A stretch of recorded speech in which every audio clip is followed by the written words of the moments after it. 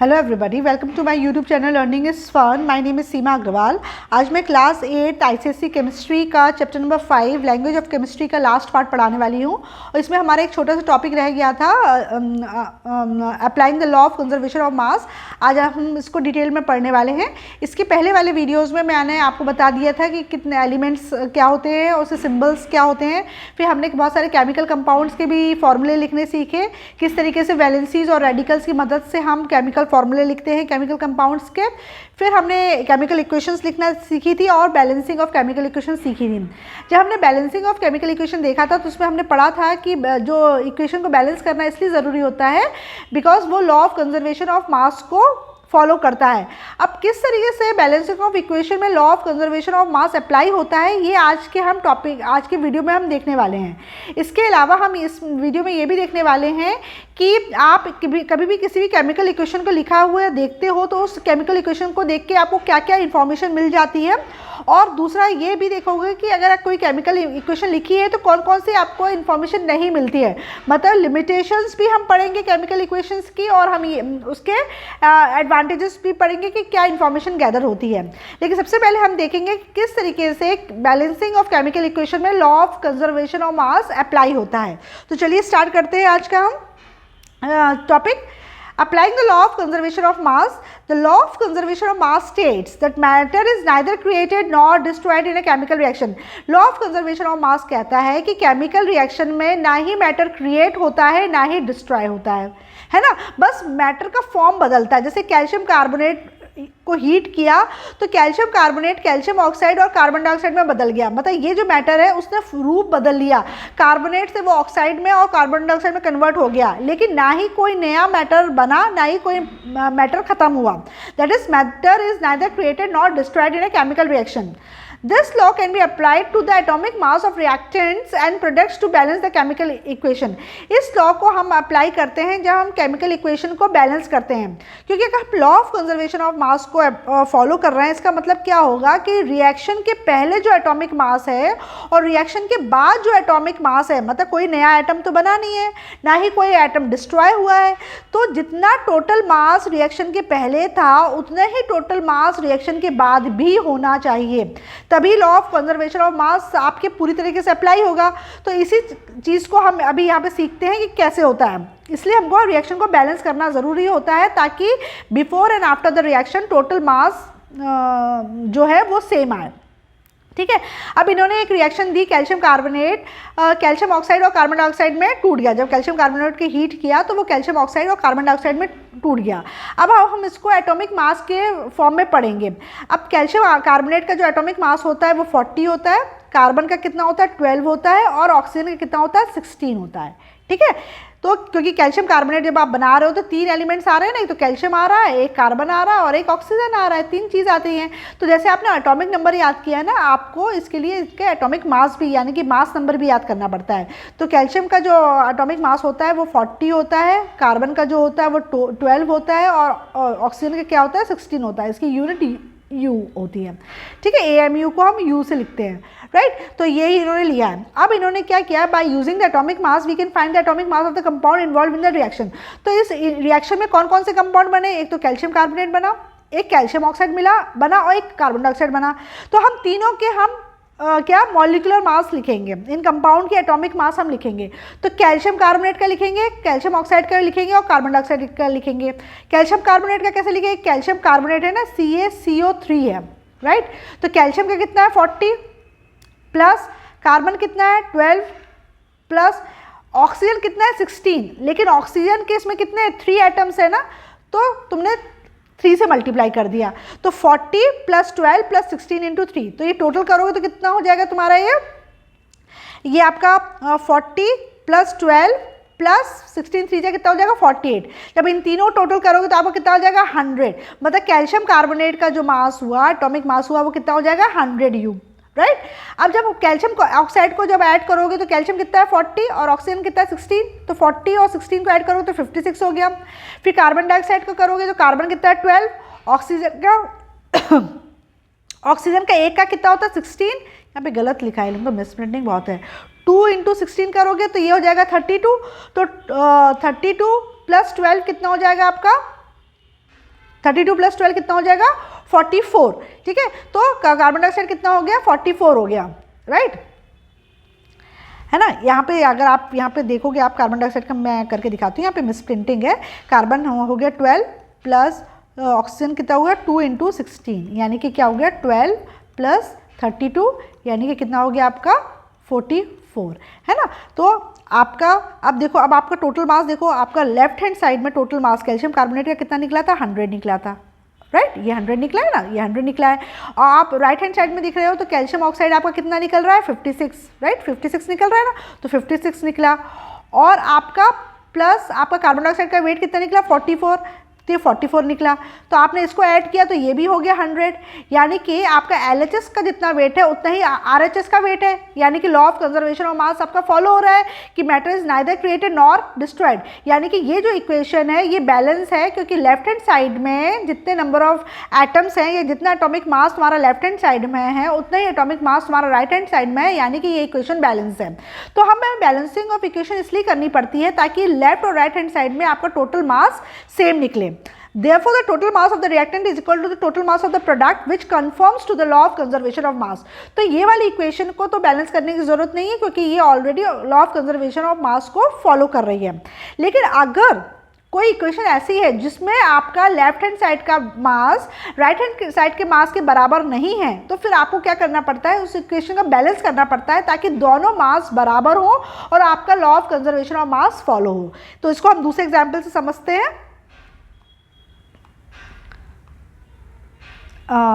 तो देखते हैं हम दूसरा एग्जाम्पल इसका, ठीक है। अब देखो इस वाले एग्जाम्पल में आप देखो ये इक्वेशन क्या है, मैग्नीशियम ऑक्सीजन के साथ रिएक्ट करके इसने मैग्नीशियम ऑक्साइड बनाया, राइट, मैग्नीशियम ने ऑक्सीजन के साथ रिएक्ट करके मैग्नीशियम ऑक्साइड बनाया, मैग्नीशियम ऑक्साइड बनाया आपने। अब आप देख रहे हो कि आपकी ये जो इक्वेशन है बैलेंस नहीं है, क्योंकि इस साइड एक मैग्नीशियम है और इसके साइड इसके पास भी एक मैग्नीशियम है, इस तरफ भी एक मैग्नीशियम है, वो तो ठीक है, चलो। ऑक्सीजन यहाँ पे 2 है, यहाँ पे ऑक्सीजन 1 है, तो इसको बैलेंस करना पड़ेगा। यहाँ पे भी तो 2 ऑक्सीजन लाना पड़ेगा हमें, तो 2 ऑक्सीजन लाने के लिए हम क्या करना पड़ेगा, इस इक्वेशन को बैलेंस करना पड़ेगा, ठीक है। तो इस इक्वेशन को बैलेंस करने के लिए हम क्या करेंगे, ऑक्सीजन को 2 लाना है ना, तो हम पहले यहाँ पर 2 लिख देंगे। जब हमने यहाँ पर 2 लिख दिया तो 2 MgO हो गया, तो ऑक्सीजन 2 हो गया। लेकिन यहाँ पर 2 लिखने की वजह से क्या हुआ, मैग्नीशियम भी 2 हो गया, जबकि यहाँ पे मैग्नीशियम 1 है तो उसको भी हमने बैलेंस कर दिया, तो यहाँ पे भी 2 Mg लिख दिया। तो हमारी बैलेंस्ड इक्वेशन क्या हो गई, 2 MgO2 give rise to 2 MgO। अब ये इक्वेशन बैलेंस्ड है। अब हम इसमें देखते हैं law of conservation of mass apply हो रहा है कि नहीं। तो मैग्नीशियम का जो एटॉमिक मास होता है वो 24 होता है, ऑक्सीजन का कितना होता है 16 होता है। तो हम इसमें 3 चीज़ें मैग्नीशियम का देखेंगे, ऑक्सीजन का देखेंगे और MgO देखेंगे, मैग्नीशियम, ऑक्सीजन और MgO। तो 2 Mg है, तो 2 Mg हम बैलेंस करने के बाद इसका एटॉमिक मास निकालेंगे, है ना। तो 2 Mg अगर हमारा हो तो 2 × 24 करोगे तो 48 आ गया। फिर ऑक्सीजन कितना है 16 होता है एक का, लेकिन O2 लिखा है इसलिए 2 × 16 करोगे तो 32U हो जाएगा। फिर आपका 2 MgO है, यानी कि 2 × मैग्नीशियम कितना 24 और ऑक्सीजन कितना 16, तो इसको ऐड करोगे तो 2 × 24 + 16 कितना हो जाएगा 40 को 2 से मल्टीप्लाई करोगे तो 18, ठीक है। तो तुम्हारा ये 80 हो जाएगा। तो अब आप देखो कि आपके लेफ्ट हैंड साइड में क्या है Mg और O2, और Mg और O2 का वेट कितना है 48 और 32, तो ये कितना हो रहा है 10 1 80। और राइट हैंड साइड क्या है आपका 2 MgO, और 2 MgO का वेट कितना आ रहा है 80, है ना। तो 80 और 80 बैलेंस हो गया, यानी कि LHS = RHS हो गया। तो ये आपका law of conservation of mass apply हो गया। तो इसलिए बहुत ज़्यादा ज़रूरी थी बैलेंसिंग। अगर हमने बैलेंसिंग नहीं की होती, ठीक है ना, ये इक्वेशन को हमने एज इट इज़ लिया होता, है ना, तो फिर तुम देखो कि मैग्नीशियम या इस वाली इक्वेशन में अगर हम देखेंगे तो मैग्नीशियम का वेट कितना हो जाएगा 24, है ना, और ऑक्सीजन कितना हो जाएगा, एक है 16 और 16 2 हो गया 32। तो RHS साइड कितना हो जाएगा, LHS साइड कितना वेट हो जाएगा 6 और ये 56 हो जाएगा, राइट। और इसमें देखोगे MgO कितना हो जाएगा तुम्हारा 24 और ऑक्सीजन कितना है 16, यानी कि तो 10 और 1 3 40। तो एक तरफ 56 है और एक तरफ 40 है, तो क्या होगा आपका जो एटॉमिक मास है वो LHS और RHS में इक्वल नहीं होगा, है ना। तो क्या हो जाएगा तुम्हारा law of conservation of mass follow नहीं होगा। तो इसलिए हमको क्या होता है, इसको बैलेंस करना पड़ता है ताकि आपका जो LHS में वेट है वही RHS में आए और law of conservation of mass follow हो। तो इसलिए बैलेंसिंग ऑफ इक्वेशन ज़रूरी होती है और हम इस तरीके से इक्वेशन को बैलेंस करके law of conservation of mass apply करते हैं। ठीक है। तो ये तो था इंपॉर्टेंट चीज़ इसमें। तो इसमें हो सकता है क्वेश्चन पूछ लें 8th में, और हो सकता है 8th में ना पूछे, 9th 10th में पूछे, लेकिन इसका लॉजिक ये है, इस तरीके से law of conservation of mass apply होता है इक्वेशन को बैलेंस करते वक्त। अब हम देखते हैं information gathered from a chemical equation. कोई भी केमिकल इक्वेशन लिखते हो तो आपको क्या क्या इन्फॉर्मेशन मिलती है उस इक्वेशन को देखने से। A chemical equation provides us with only limited information about the chemical reaction it represent। हम जनरली केमिकल रिएक्शन को इस तरह से लिख देते हैं, कैल्शियम कार्बोनेट CaO और CO2 से सिंपल हमने लिख दिया।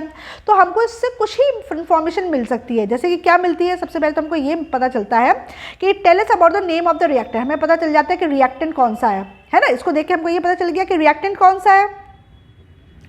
तो रिएक्टेंट क्या है इसमें, कैल्शियम कार्बोनेट।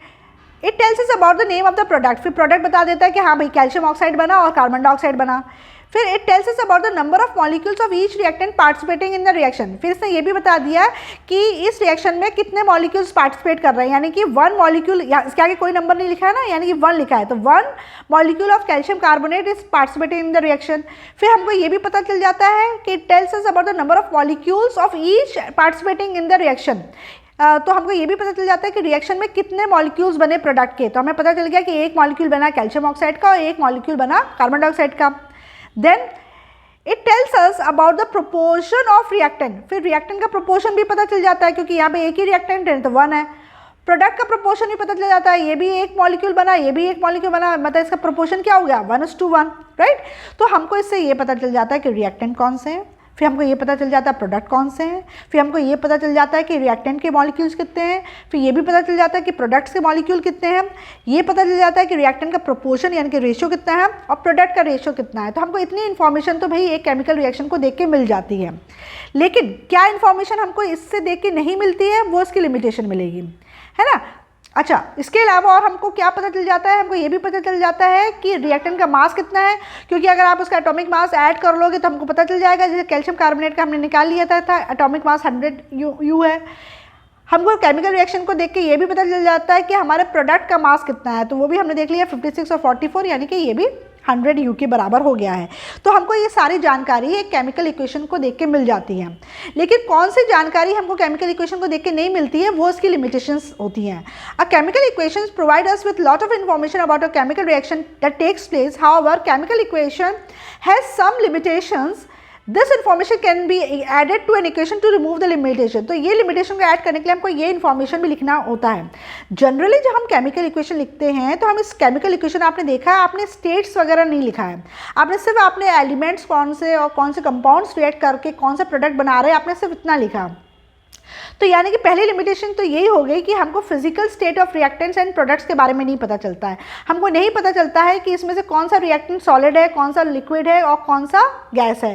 ये प्रोडक्ट भी जो बना वो सॉलिड क्या है, लिक्विड क्या है, गैस क्या है या एक्वस क्या है। एक्वस यानी कि वाटर में सोल्यूशन किसका बना। दूसरा, हमको ये भी जानकारी नहीं मिलती है कि प्योर स्टेट लिया है, सोल्यूशन फॉर्म में लिया है। मतलब अगर आपने कोई भी रिएक्टेंट लिया है, अब आपने ये इक्वेशन देख रहे हो MgO2 give rise to MgO, अब आपको ये नहीं पता चल रहा है कि आपने इसको सॉलिड के फॉर्म में लिया है या आपने इसका सोल्यूशन बनाया है या आपने इसको लिक्विड के फॉर्म में लिया है या गैस के फॉर्म में लिया है। तो आपने प्योर स्टेट में लिया है या सोल्यूशन के फॉर्म में लिया है, आपको ये भी नहीं पता चलता है। तीसरा लिमिटेशन क्या है, हीट एंड टेम्परेचर। आपने यहाँ पे कहीं मेंशन नहीं किया है कि मैग्नीशियम और ऑक्सीजन को बस ऐसे ही मिला दिया तो MgO बन गया या इसको हीट करना पड़ा। अगर हीट करना पड़ा तो कितने डिग्री सेल्सियस में आपने इसको हीट करा ताकि ये रिएक्ट करके MgO बनाए, ये भी इंफॉर्मेशन इसमें नहीं दिया है। ठीक है, तो ये इन्फॉर्मेशन आपको इसमें नहीं मिल रही है। और आपको ये भी नहीं पता चल रहा है कि लाइट रिएक्शन क्या, लाइट यूज़ हो रही है कि नहीं, इलेक्ट्रिसिटी यूज़ हो रही है कि नहीं, आपने कितना प्रेशर लिया है या कौन सा कैटलिस्ट यूज़ किया है, आपने ये इन्फॉर्मेशन भी इसमें नहीं बताई है। तो जब हम अगर इक्वेशन में हम ये सब नहीं लिखते हैं तो हमको ये सारी इन्फॉर्मेशन नहीं मिलती है कि फिजिकल स्टेट क्या है रिएक्टेंट्स और प्रोडक्ट्स के, प्योर स्टेट या सोल्यूशन फॉर्म क्या है, कितना हीट और टेम्परेचर देना है, लाइट यूज़ करनी है कि नहीं यूज़ करनी है, इलेक्ट्रिसिटी यूज़ करनी है कि नहीं करनी है, प्रेशर क्या है, या कैटलिस्ट कौन सा यूज़ करेंगे। कैटलिस्ट क्या होता है, कैटलिस्ट वो सब्सटेंस होता है जो रेट ऑफ रिएक्शन को ऑल्टर कर देता है, यानी कि या तो स्पीड अप कर देगा या स्लो कर देगा। तो ये इन्फॉर्मेशन हमको नहीं मिलती है, तो ये इसकी लिमिटेशन कहलाती हैं। ठीक है, इसके अलावा और क्या लिमिटेशन होती हैं तुम्हारी, रिवर्सिबिलिटी, रिएक्शन को देखकर हमको ये भी, अगर हमने रिएक्शन में डबल एरो बनाया है तब तो हम समझ जाते हैं कि रिएक्शन रिवर्सिबल है, मतलब रिएक्टेंट रिएक्ट करके प्रोडक्ट बना लेगा और प्रोडक्ट कंडीशंस को रिवर्स कर दोगे तो वही प्रोडक्ट दोबारा रिएक्टेंट्स में कन्वर्ट हो जाता है, तो ये तो रिवर्सिबल रिएक्शंस कहलाते हैं।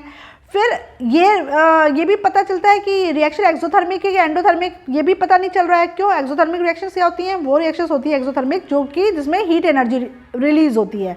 जिस रिएक्शन में हीट एनर्जी रिलीज होती है उसको एक्सोथर्मिक रिएक्शन कहते हैं, और जिस रिएक्शन में हीट एनर्जी एब्जॉर्ब होती है उसको एंडोथर्मिक रिएक्शन कहते हैं। लेकिन आपने देखा था कि उस इक्वेशन में कहीं ये मेंशन नहीं था कि हीट एनर्जी रिलीज हो रही है कि एब्जॉर्ब हो रही है, तो हमको ये सब नहीं पता चल रहा है। इसलिए हम कह सकते हैं कि ये लिमिटेशंस होती हैं केमिकल रिएक्शंस की।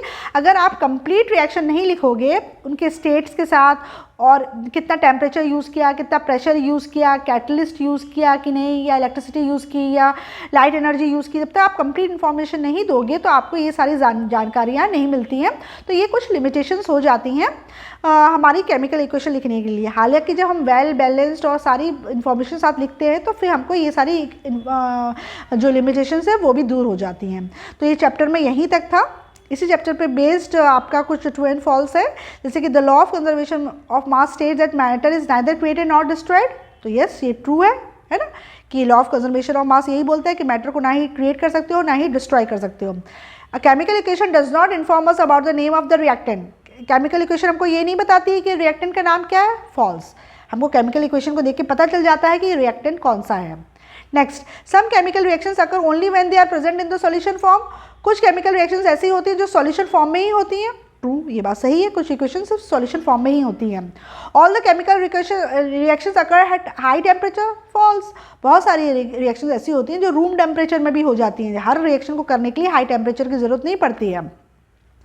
Photosynthesis is a chemical reaction that occurs in green plants in the presence of light. Yes, photosynthesis वो chemical reaction है जो green plants में ही होती है और light की presence में ही होती है। और reaction in which energy is absorbed is called exothermic reaction. ये false है, क्योंकि जिसमें एनर्जी एब्जॉर्ब होती है वो एंडोथर्मिक रिएक्शन होता है। एक्सोथर्मिक रिएक्शन में तो एनर्जी रिलीज होती है। तो ये था हमारा इस चैप्टर में कंप्लीट हो चुका है। हमने सारी जानकारी इसमें ले ली है कि केमिकल रिएक्शन कैसे लिखते हैं, किस तरह से बैलेंस करते हैं, किस तरह से law of conservation of mass apply होता है, और किस तरीके से आप क्या लिमिटेशंस होती हैं और क्या प्लस पॉइंट होते हैं केमिकल इक्वेशन के, वो हमने देख लिया है। ठीक है, अगर इससे रिलेटेड कुछ भी प्रॉब्लम है तो you can ask in the comment section. Thank you.